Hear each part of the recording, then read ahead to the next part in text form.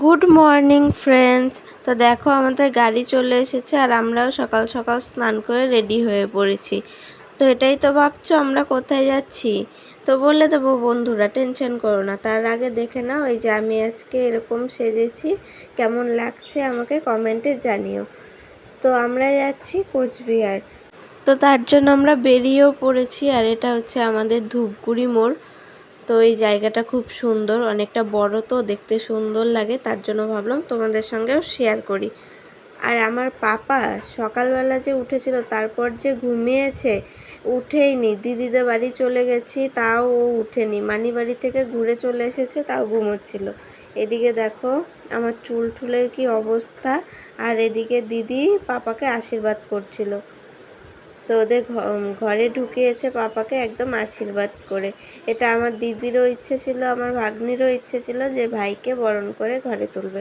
তো সেটাই করছিল দিদি, আর আমারও খুব ভালো লাগছিল। আর এখন দেখো দিদি ওর মাথার ধানগুলো বেছে দিচ্ছিল। তো তারপর ঘরে ঢুকে কিছুক্ষণ বসেছিলাম, তারপর পাপাও উঠে গেছে, তার জন্য পাপাকে আমি খাওয়াচ্ছিলাম।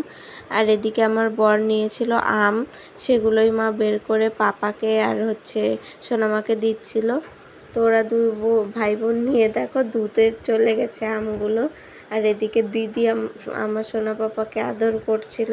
তারপর বিকালে খাওয়া দাওয়া করে একটু বেরিয়েছিলাম ঘুরতে যাওয়ার জন্য। তো গিয়েছিলাম বানেশ্বর। তারপরে বাড়িতে আসার পরে দেখো সোনামার কেক কাটিং চলছে। তো তাড়াতাড়ি করেই কেকটা কাটলো, কারণ আমরা চলে আসব বাড়ি, তার জন্যই। তো এবার খুব বড় করে বার্থডে করেনি, অন্যবার বড় করে করে। তো এবার দিদির শরীরটা ভালো না জন্য সেরকমভাবে বার্থডে করেনি। তো তারপর আমরা রাতের খাওয়া দাওয়া করে বেরিয়ে পড়েছি। এই দেখো এখন প্রায় অনেকটাই রাত্রি হয়ে গেছে, 9:30 মতো বাজে। তো আজকের মতো টাটা।